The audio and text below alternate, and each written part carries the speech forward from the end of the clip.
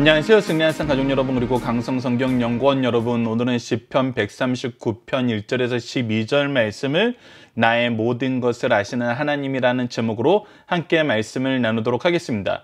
오늘부터 내일까지 우리가 139편 말씀을 총 2번에 걸쳐서 나눠서 보게 됩니다. 오늘 본문 말씀 상반절에서는 우리가 이것을 또 두 부분으로 나눌 수 있는데 1절에서 6절까지는 하나님께서 전지하심을, 그리고 7절에서 12절까지는 하나님께서 어디에나 계심을, 무소부지하심을, 선제성에 대해서 우리가 나누게 됩니다. 자, 그렇다면 하나님께서 모든 것을 아시는 것과 하나님이 어디나 계시는 것이 나와의 관계에서 어떤 의미가 있는지를 알아야 됩니다. 하나님께서 우리에게 내가 모든 것을 아신다, 내가 어디에나 있다라고 얘기하시고, 모든 것을 아시고 모든 것 어디에나 계심을 우리에게 증명해 주세요. 우리에게 나타내세요. 우리가 그것을 나타내심을 경험하게 됩니다. 이 경험하고 우리가 고백하게 되는 거예요. 아, 정말 하나님께서는 모든 것을 아시는구나. 아, 하나님께서는 정말 어디에나 계시는구나. 아, 하나님께서는 참으로 전능하시구나. 우리가 내일부터 보게 되는 것입니다. 그리고 하나님은 참으로 공의로우시고 사랑스러우시구나. 이것을 우리가 하나씩 하나씩 경험하게 되고, 하나님이 말씀하신 그대로 이루어짐을 우리를 통해서 세상이 보게 되는다는 것입니다. 즉, 우리가 이것을 증거하게 된다는 것입니다. 이 말씀의 역사가 우리 삶 속에서 어떻게 경험되는지를, 시인은, 다윗은 이것이 어떻게 경험되었다고 얘기하는지를 우리가 오늘 본문 말씀을 통해서 확인하도록 하겠습니다. 자, 1절입니다. 여호와여, 주께서 나를 살펴보셨음은 나를 아시나이다 라고 얘기하고 있습니다. 즉, 하나님께서 나를 계속 살펴보고 계시기 때문에 나를 알고 있다는 거예요. 그래서 우리가 1절에서 6절까지의 말씀을 보면은 나를 아십니다. 나를 아십니다. 나를 아십니다. 살펴보셨으므로 익히 아십니다. 내 혀의 말을 알지 못하는 것이 하나도 없으시나 해서 모든 것을 알고 계신다는 거예요. 즉, 하나님께서 모든 것을 알고 계신다 그랬을 때 하나님이 그냥 우리가 객관적인 어떤 지식을 알고 있다는 거에서, 하나님이 전지하심을 얘기하는 거에서 끝나지 않아요.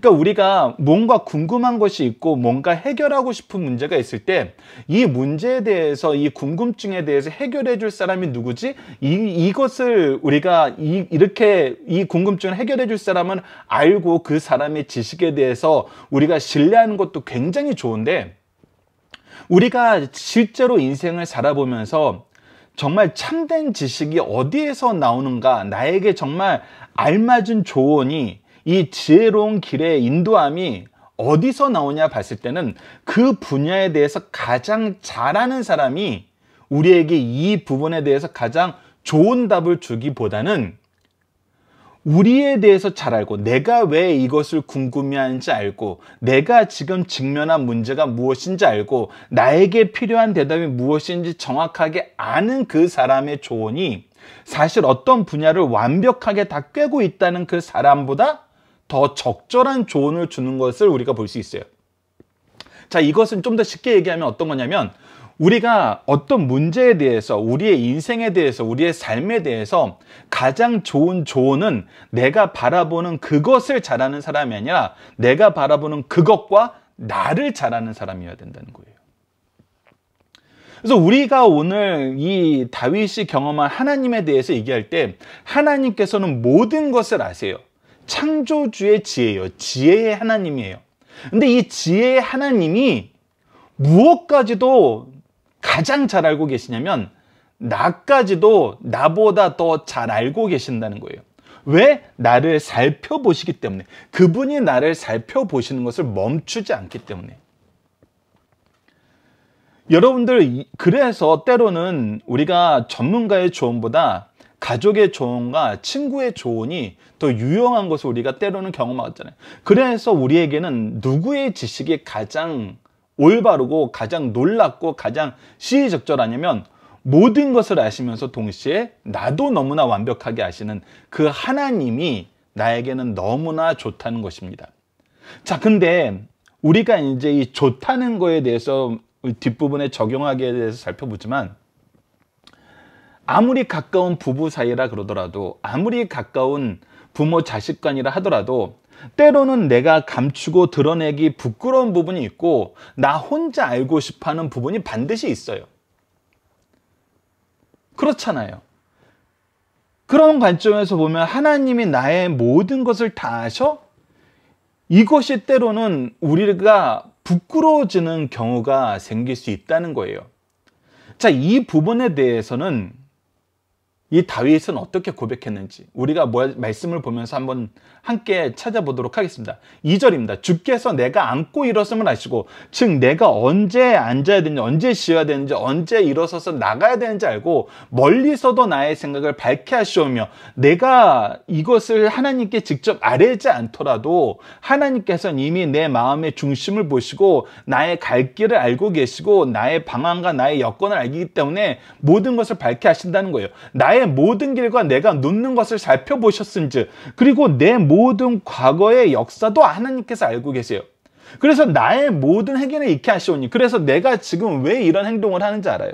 내가 무엇을 위해서 이런 일들을 하는지 알아요. 그래서 우리는 스스로 고백할 수밖에 없어요. 하나님이 모든 것을 아신다. 그것이 4절입니다. 여호와여, 내 혀의 말을 알지 못하는 것이 하나도 없으신다. 즉 내 혀의 말이라는 것은 내 생각의 표현이에요. 내 마음의 표현이에요. 그래서 내가 가리고 싶은 것, 내가 얘기하기 싫은 이 모든 것이 때로는 풍성하게도 나오지만 때로는 이 절제돼서 나오기도 하고 때로는 거짓으로 나오기도 해요. 그러나 그럼에도 불구하고 하나님은 다 아신다는 거예요. 이것이 우리에게는 때로는 부담일 수 있고, 죄악된 본성이 아직 우리를 강하게 짓누르고 있기 때문에 우리가 하나님 앞에 부끄러워질 수밖에 없어요. 그래서 때로는 이 죄의식에 견딜 수 없을 그런 상황이 때로는 우리가 하나님 앞에서 경험할 수 있다는 거예요. 그러니까 속된 말로 편하지가 않을 수 있다는 거예요. 하나님 앞에 있는 것이. 그럴 수 있잖아요. 나의 모든 내밀한 것을 다 아세요. 나의 부족한 것을 다 아세요. 나의 거짓을 꿰뚫어 보고 계세요. 여러분, 그래서 때로는 우리가 배우자에게도 하지 못하는 얘기가 있고, 부모님에게도 하지 못하는 이야기가 있고, 아무리 친한 친구 사이에서도 하지 못하는 이야기가 있잖아요. 더 나아가서는 우리가 이 부끄러움을 너무나 쉽게 그냥 뛰어넘어서 이 악을 같이 꿈꾸는 자들하고 너무 친해지는 경우도 있잖아요. 내 이 악을 알면은 나를 말리고 나를 경책하는 사람들하고는 멀리하면서 이 악을 힘써 같이 하는 사람들하고는 또 이 마음을 열어놓을 때가 있잖아요. 그래서 무엇인가를 안다는 것은 참 편하지 않을 때가 있어요. 근데 그런 상황에 하나님이 나를 너무나 잘 아신다는 것이 나에게 어떻게 다가왔냐는 거예요. 나에게 어떻게 다가왔냐. 이것이 너무나 중요한 거예요. 내가 내 배우자에게 얘기 못하는 것은 크게 보면은 두 가지 중에 하나일 수 있죠.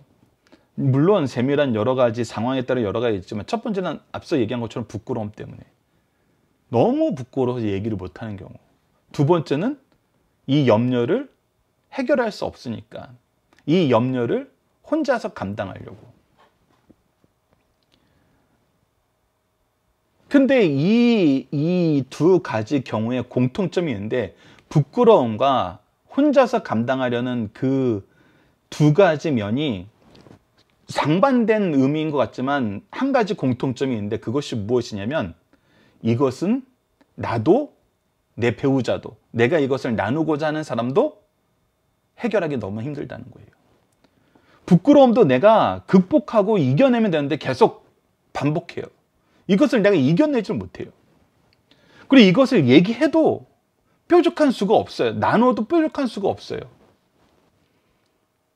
우리의 능력의 한계가 분명히 있을 때 우리가 두 가지 이야기 안 하는 경우가 서로 상반되지만, 이야기 안 하는 원인 중에 하나는 이것을 내가 할 수 없기 때문이에요. 해결할 수 없기 때문이에요. 같이 힘을 모아도 해결이 안 되기 때문인 거 우리가 너무나 잘 알아요. 근데 그 해결 못하는 나를 나보다 더 잘 아시는 하나님께서 어떻게 하시냐는 거예요. 그게 5절에 나타납니다. 5절. 주께서 나의 앞뒤를 둘러싸시고, 뭐예요? 나의 부끄러움을 완전히 가려주시고, 때로는 나의 무능함을 하나님께서 완전히 감싸주시고, 무엇해요? 네, 내게 안수하셨나이다. 내게 안수하셨나이다. 부끄러운 나를 혼내고, 이 부끄러움을 드러내고, 부끄러움 앞에서 정말 처절하게 무너지게 만드는 것이 아니라 안수하신다는 거예요. 여러분들, 성경에서 안수는 크게 세 가지 의미가 있습니다. 첫 번째는 우리가 잘 알다시피 축복이죠. 너를 축복한다. 하나님의 은혜의 역사를 우리에게 허락하시는 거예요. 두 번째는 뭡니까? 너를 사랑한다. 내가 너를 사랑한다. 그리고 우리가 교회 안에서 가장 잘 보는 안수의 모습이 언제예요? 임직할 때예요. 이거는 뭐예요? 내가 너를 사용한다. 너는 내 것이라. 부끄러운데, 무능한데 하나님이 나를 완전히 둘러싸신 다음에 나를 축복하세요. 나를 사랑하세요. 나를 사용하세요. 이게 어떻게 된 거예요? 그래서 내가 축복의 통로가 되어, 사랑의 통로가 되어, 하나님의 일꾼이 되어서 그 능력을 계시하는 사람이 돼요. 그 능력의 증거가 돼요.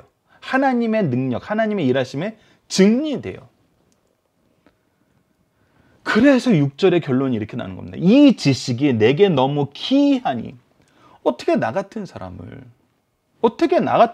쓰세요? 어떻게 나 같은 사람을 축복하실 수 있고 사랑하실 수 있고 사용하실 수 있어요? 근데 이것이 나에게만 기이한 것이 아니라 내 주위에 있는 사람들에도 기이해요. 어떻게 저 사람을 하나님이 저렇게 쓰시지?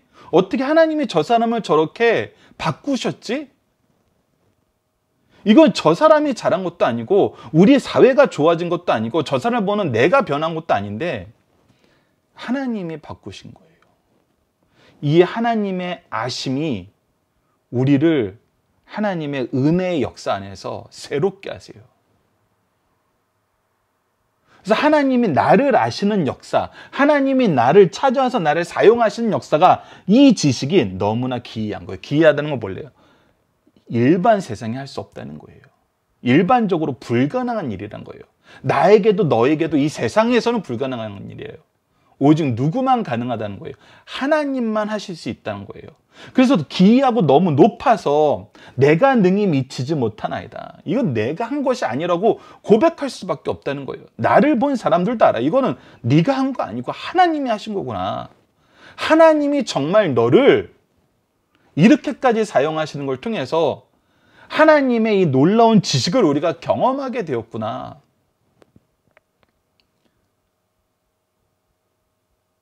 하나님이 정말 이렇게 일하시는구나. 하나님이 일하시는 방법을 내가 알게 되는 이 지혜를 경험했다라고 얘기하게 되는 거예요.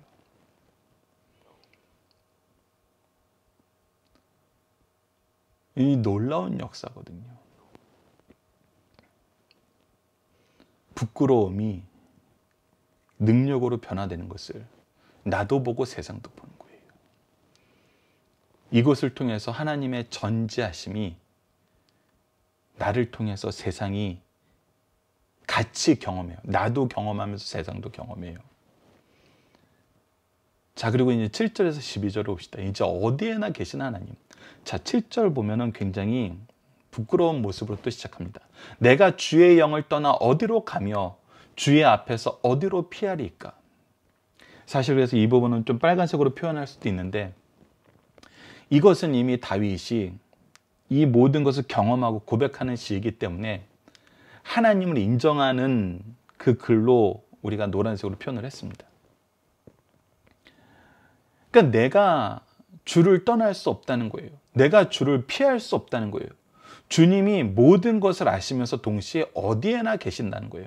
그래서 8절에 보면 내가 하늘에 올라갈지라도 거기 계시며 수월에 내 자리를 펼지라도 거기 계시니 내가 새벽 날개치며 바다 끝에 거주할지라도 뭐 하다는 거예요? 거기서도 계신다는 거예요. 근데 어디에나 계시니, 그러니까 8절 하늘에 올라갈지라도 하면 내가 이 세상에 높은 아주 좋은 성취를 이루어서 높아지더라도 이렇게 우리가 해석할 수도 있어요. 수월에 내 자리를 펼지라도 내가 완전히 무너져서 죽은 자 같이 될지라도, 그리고 내가 새벽 날개를 치며 바다 끝에 멀리 피하더라도, 아니면 그 바다 끝까지 쫓겨가는 상황이 생길지라도 하나님은 어디에나 계셨어요. 우리를 항상 살펴보시면서 우리와 항상 함께 하셨어요. 근데 그렇게 함께 하시니 뭐예요? 너 똑바로 안 해 또 혼내려는 거예요? 어떻게 해요? 10절이 모든 것을 아시는 이유가 5절에서처럼 주께서 나를 앞뒤에서 둘러싸고 내게 안수하셨던 것처럼 10절을 보면 거기서도 주의 손이 나를 인도하시며, 거기 아니잖아, 일로 나와. 빠져나오기 힘들었지, 내가 구해줄게. 이쪽 길이야. 주의 오른손이 나를 붙드시리다. 걱정하지 마. 나 너 놓지 않았어. 나 너 놓지 않아. 나의 전능하신 나의 권능의 손이 너를 항상 붙잡고 있어. 우리가 이것을 경험한다는 것입니다. 이것이 얼마나 강하게 나에게 경험되었냐면 11절 내가 혹시 말하기를 흑암이 반드시 나를 덮고 나를 두름 비춘 밤이 되리라. 이제는 내가 아무것도 할 수 있는 어떤 의도, 어떤 은혜도, 어떤 구원도 기대할 수 없는 철저한 타락에 빠져서 이 죄악의 깊은 골에서 내가 하나님을 찾는 거를 부끄러워할 만큼 이제 이 정도면은 하나님께서 나를 포기하셨을 거라고 생각하고, 이런 어둠에서, 이런 좌절에서, 이런 절망에서 누구도 나를 구해주지 못해라고 말하는 그런 상황이 된다 할지라도 하나님은 나를 어떻게 하셨다? 12절 주에게는 흑암이 숨기지 못하며 밤이 낮과 같이 비추나니, 즉 빛 대신 하나님을 이길 어둠은 없다는 거예요. 이것이 복잡한 말 같지만 간단하게 요약하면은 빛 대신 주님을 이길 어둠은 없다. 그래서 주에게는 흑암과 빛이 같음이니이다. 누구도 이 빛보다 더 밝을 수가 없고 어떤 어둠도 이 빛을 이길 수 없어요. 그래서 주의 손이 나를 인도하고 주의 오른손이 나를 붙든다는 것은 내가 어디서든 그의 구원을 경험하게 된다는 거예요. 어떤 상황에서든 그의 구원을 경험한다는 거예요. 우리에게 이 지식을 알려주는 것입니다. 하나님이 모든 것을 알고 계시고 어디에나 계신다는 이 지식. 그래서 이것을 로마서 11장 33절과 36절에 우리에게 이렇게 가르쳐줍니다. 깊도다 하나님의 지혜와 지식의 풍성하며 그의 판단은 헤아리지 못할 것이며 그의 길은 찾지 못할 것이로다. 이는 만물이 주에게서 나오고 주로 말미암고 주에게로 돌아감이라. 그에게 영광이 세세히 있을저다. 그래서 우리는 영광이 그에게 세세히 있을저다. 이 고백을 할 수밖에 없어요. 나만 이 고백을 하는 것이 아니라 나로 하여금 이 고백을 하게 만드는 모든 과정을 통해서 세상이 이 고백에 동참하게 만드세요. 어떻게 나 같은 사람을 써서 변화시키셨어? 어떻게 이 인생을 하나님께서 그렇게 세밀하게 인도하셨지?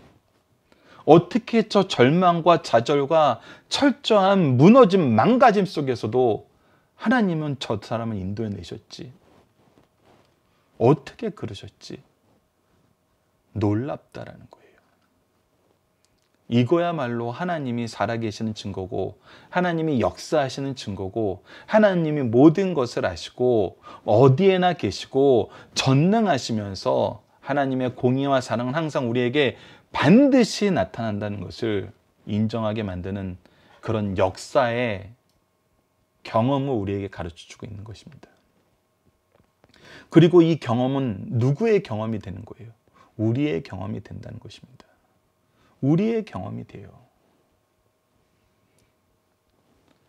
자, 본문 묵상하기를 통해서 간단하게 복습을 하도록 하겠습니다. 정리해 봅시다. 첫 번째, 우리가 하나님을 신뢰하고 인정하고 의지할 수 있는 이유는 무엇입니까? 하나님께서 나를 아세요. 아시는데 이 알므로 뭐예요? 나를 앞뒤에서 둘러싸고 내게 안수하세요. 나를 축복하시고 사랑하시고 나를 사용하세요. 이것을 우리가 경험하고 있잖아요. 하나님께서 나를 이렇게 사용하셨다고 저 또한 고백할 수밖에 없는 인생을 살고 있어요. 그래서 모든 것을 아시는 하나님 앞에 성도는 무엇을 고백합니까? 이거는 너무나 기이하고 높아서 내가 미치지 못한다. 즉 이거는 내가 한 일이 아니고 오직 하나님만이 하시는 일이다. 하나님의 일이다라고 고백하게 돼요. 동시에 이것을 보는 모든 사람들이 이 고백에 동참하게 돼요. 저를 오랫동안 아시는 분들은 아시잖아요. 제가 어떻게 이런 자리에 있을 수 있겠어요? 기이하고 높은 거거든요. 하나님이 하셨다는 것을 인정하지 않을 수 없다는 것입니다. 세 번째, 모든 것을 아시는 하나님 앞에서 성도는 어떠한 태도로 삶을 사나요? 우리가 하나님을 신뢰하는 삶을 산다는 거예요. 어떤 상황에 있더라도 어때요? 주의 손이 나를 인도하고 주의 오른손이 나를 붙드신다는 거예요. 그래서 하나님 앞에 아무것도 감출 수 없다는 것이 우리에게는 어떤 의미로 다가옵니까? 두려움인가요? 기쁨인가요? 다시 한번 얘기하지만 하나님이 우리를 부끄럽게 만드시려고, 부끄러운 상태에 놓아두시려고, 우리를 그냥 징계하고 버리시려고 모든 것을 아시고 모든 곳에 계신다면은 여러분 이건 두려움이죠. 공포예요. 근데 하나님은 우리를 어떻게 하세요? 다시 한번 5절 10절 여러분들 다시 한번 보십시오. 꼭 기억하십시오. 나를 앞뒤에서 둘러싸세요. 그리고 나를 안수하세요. 너무나 아름다운 말씀이잖아요. 거기서도 나의 손을 잡고 인도하시고 하나님의 권능의 오른손으로 나를 붙드시고 놓지 않으세요. 포기하지 않으세요. 여러분들, 내가 나의 인생을 포기하지 못하는 거 하나님이 나를 포기하지 않으심을 내가 알기 때문이에요. 내가 나의 자녀와 나의 제자들을 포기하지 못하는 거 하나님이 그들을 붙잡고 계심을 내가 알기 때문이에요. 우리가 그래서 소망 가운데 살고 우리가 그래서 평화를 바라보며 평화로 나아가는 거예요. 하나님이 잡고 계시는데, 하나님이 인도하시는데 우리가 무엇 때문에 이것이 불가능한 일이라고 스스로 생각하고 어떤 상황이면 우리가 망한 거라고 왜 스스로 포기를 해요? 절대 포기할 수 없습니다. 자, 본문의 중심 사상을 봅시다. 시편 139편의 시제는 하나님의 전지하심을 인식하는 성도가 그 원수들을 비웃음이며 표제는 다윗의 시 인도르자를 따라 부른 노래입니다. 시편 139편은 구약 성경 가운데 하나님에 대해 가르치는 대표적인 말씀입니다. 그러나 신학적이 아니요 체험적이에요. 그래서 이것을 이론적으로 막 설명한 것이 아니라 이렇게 하셨잖아. 날 보면 알잖아. 나를 통해서 이것을 드러내셨잖아. 그리고 너도 이것을 경험했잖아. 너도 이것을 인정하잖아. 나를 보는 사람들, 당신들도 다 이거 인정할 수 있지 않아요? 나를 아는 사람일수록 더 분명하게 인정할 수 있지 않아요?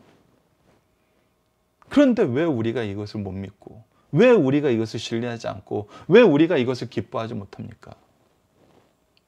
하나님이 모든 것을 아신다는 것, 하나님이 어디에나 계시다는 것, 하나님이 전능하시다는 것, 그에게 공의와 사랑이 완전하게 이루어진다는 것,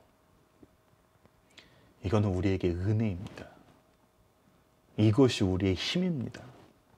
이것이 우리의 기쁨입니다. 지금 그 찬양을 우리가 함께 나누고 있는 것입니다.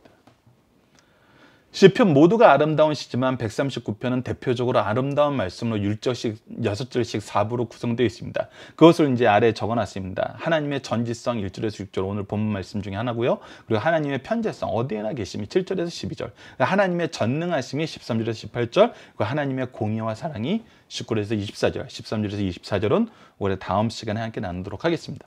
자, 오늘의 본문의 중심 사상입니다. 첫 번째, 하나님은 모든 것을 다 아시는 전지하신 분이시라는 거예요. 시인은 하나님께서 나를 아시나이다로 시작하여 이 지식이 내게 너무 기이함으로 라고 마치고 있어요. 특별히 여기서 1절에서 6절은 하나님은 사람을 철저하게 아신다고 말씀하세요. 하나님은 인간을 지으신 분으로 인간 자체를 아세요. 모든 인간의 말과 행동과 생각을 항상 알고 계세요. 이 지식이 너무 놀랍고 높아서 그 누구도 감히 측량할 수가 없어요. 두 번째, 하나님은 어디에나 계심으로 피할 수 없는 분이란 거예요. 인간은 상상을 해봐요. 하나님의 전지성을 알고 하나님의 편재성을 상상하면서 하나님을 피할 수 있을까? 하늘과 땅, 동과 서, 어둠과 빛 어디에도 하나님은 계시고 그분의 눈을 피할 수 없어요. 주께서는 시작과 끝이요 주의 손이 나를 인도하고 붙들어 주세요. 하나님은 악인에게는 무서운 분이시나 우리에게는 늘 사랑을 주시는 분이라는 겁니다.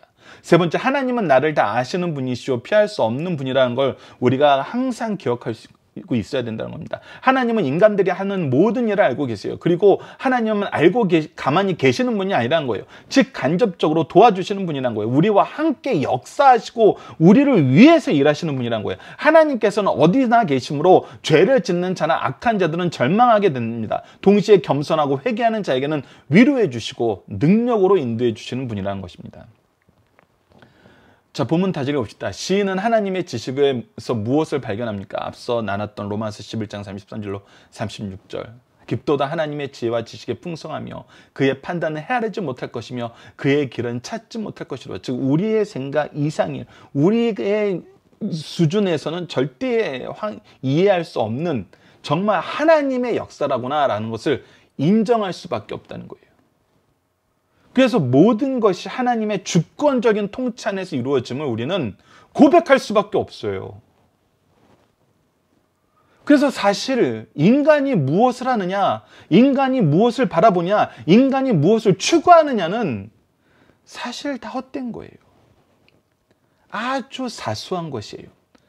인간이라는 것이 참된 의미를 가지고 참된 능력과 열매로 나타나는 것은 이 인간의 모든 주권을 하나님께 드리고 하나님의 뜻이, 하나님의 계획이, 하나님의 역사가, 하나님의 방법이, 하나님의 목표가 무엇인지 알고 나를 그 은혜에, 그 역사에 사용하여 주십시오라고 충성할 때 하나님의 빛이 나타나는 거예요. 하나님의 역사가 나를 통해서 다른 사람들에게 드러나게 하시는 것입니다. 그래서 이 모든 것이 하나님이 하셨음을 우리로 하여금 증언하는 삶을 살게 하세요. 나를 향한 하나님의 지식을 깨달은 성도는 어떠한 삶을 살게 됩니까? 첫째, 하나님 앞에 겸손해질 수밖에 없죠. 우리가 하는 거 아니에요. 하나님이 하시는 거. 둘째, 하나님 앞에 모든 죄와 공로가 드러남을 깨닫게 돼요. 우리가 이것을 감추려 할 필요도 없고 이것을 감추고 이것을 때로는 극복하려고 막 뭔가 우리 스스로 방법을 만들 필요가 없어요. 여러분들 이것을 해결하는 방법은 하나님께서 이미 완성시켜 놓으셨어요. 예수 그리스도시잖아요. 다른 방법으로 안 돼요. 그래서 죄의 문제도 예수 그리스도의 공로로 하나님의 영광을 돌리는 이 공로의 역사도 예수 그리스도의 은혜로 그래서 우리는 예수 그리스도를 통해서 이 일을 하는 거예요. 그래서 만물이 주에게로 나오고 주로 말미암고 주에게로 돌아간다는 이 고백이 우리에게 너무나 정말 중요하고 현실적이고 자연스럽다는 거예요. 셋째, 하나님께서 보장해 주신 승리와 행복을 소유하게 된다. 그래서 예수 그리스도의 길은 승리밖에 없어요. 예수 그리스도의 길은 우리에게 참된 행복을 준다는 것입니다. 그래서 하나님은 어디에 계시는가 얘기했을 때 믿지 않는 사람들은 하나님이 어디 있어? 라고 얘기합니다. 근데 믿는 사람들은 뭐라고 얘기해요? 하나님은 지금 여기에 계신다라고 얘기해요. 어디에나 계십니다라는 것도 우리가 너무 이것을 객관화시키는 거예요. 좀 더 나의 주관적인 경험 안에서 내 실제적인 고백 안에서 우리는 하나님이 지금 여기에 계셔 라고 얘기할 수밖에 없어요. 그리고 그것이 사실이에요. 자, 본문 적용입니다. 하나님이 나를 속속히 하시는 것과 사람들이 나의 내밀한 것을 아는 것은 어떤 차이가 있나요? 우리가 현대사회에서 개인정보 보호 이 부분에 대해서 굉장히 우리가 여러 가지 이야기를 해요. 특히 유럽에서 지금 이 코로나 이 방역을 할 때 가장 한국이 적극적으로 취한 것과 좀 취한 것 중에 하지 못하는 것이 이 개인 정보 때문에 위치 파악을 좀 자유롭게 하지 못하는 그거였거든요. 법률적으로도 없고 이것이 민감한 개인 정보가 될 수 있기 때문에. 그렇다고 뭐 우리나라가 이것을 너무나 못했냐 했을 때 우리나라가 우선은 제도적으로는 겉으로 우리에게 공시하는 것은 최대한 개인 정보를 보호하는 방법에서 철저하게 이 데이터를 가지고 방역을 위해서만 쓴다는 것에 대해서는 우리에게 이제 얘기해 준 것이고, 사실 우리나라 사람들이 이 개인정보 이 사용 동의에 각종 뭐 이벤트나 뭐 어떤 행사에 너무나 쉽게 우리가 허락을 해가지고 우리는 이 부분에 대해서 전반적인 점검을 해야 될 것이지만, 얼마 전에도 뉴스에서 어떤 뭐 지도 서비스에서 정말 내밀한 장소에 대해서 내밀한 제목을 달아가지고 했던 것이 모든 사람들에게 공유가 되면서 이 부분이 사회 문제가 되는 게 있잖아요. 근데 앞서 얘기했던 것처럼 하나님이 나를 속속히 아는 것과 사람들이 나의 내밀한 것을 아는 것은 어떤 차이가 있냐면, 사람들이 나의 내밀한 것을 아는 것은 결국은 나에게는 부끄러움이 되고 그 사람들에게는 가십거리 이상의 어떤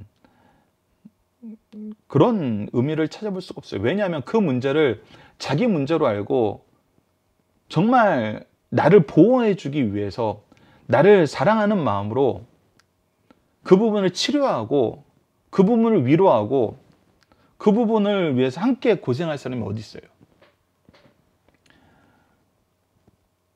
그래서 두 번째 질문이 나오는 겁니다. 하나님이 나를 아시는 것은 왜 우리에게 위로가 되고 사람들이 나를 아는 것은 왜 두려움이 되나요? 하나님이 나를 아는 것은 위로가 되는 이유는 무엇일까? 앞서 얘기했던 5절과 10절처럼 하나님께서 나를 사랑하시고 축복하시고 나를 사용할 수 있을 만큼 회복시켜 주세요. 그리고 나를 항상 인도하시고 나를 붙들어 주셔서 나를 하나님의 자녀에서 떨어지지 않게 나를 지켜주세요.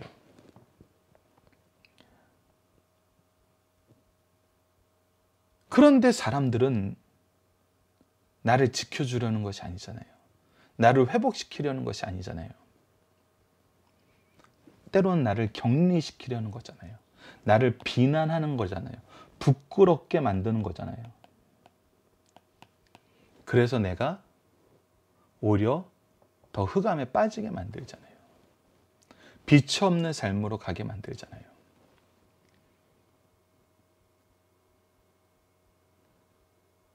이것이 하나님과 세상의 차이예요.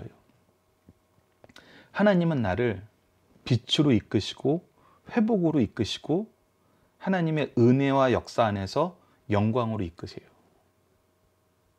나를 끊임없이 사랑하시고 나를 끊임없이 치료해 주시는 분이에요. 근데 사람들은 어때요? 계속 울타리를 치고 멀리하고 비난하면서 끊임없이 우리를 둘러싸버리잖아요.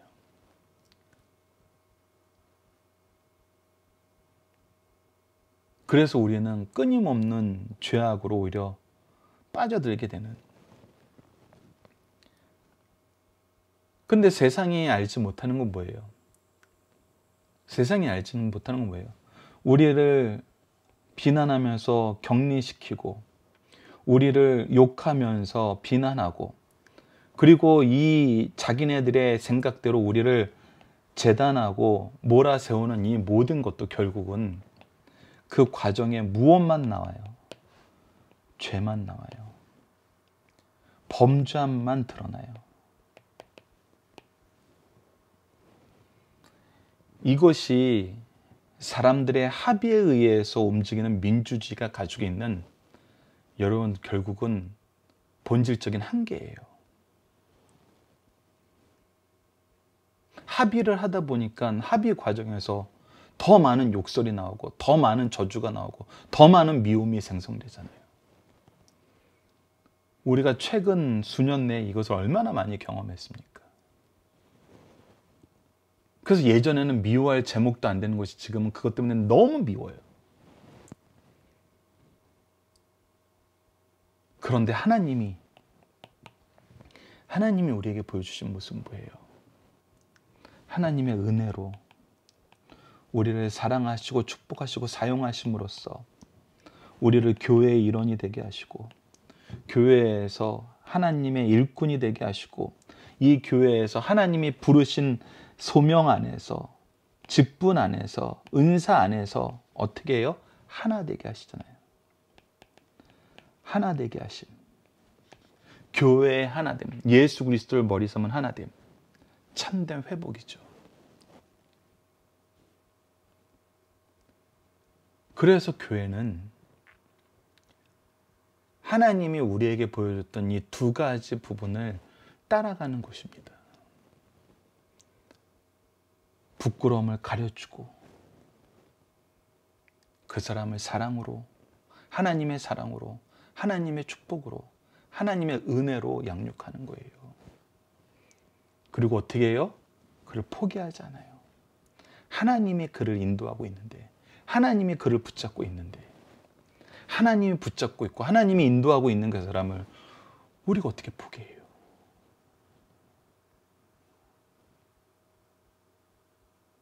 그래서 세상과는 다른 삶을 삽니다.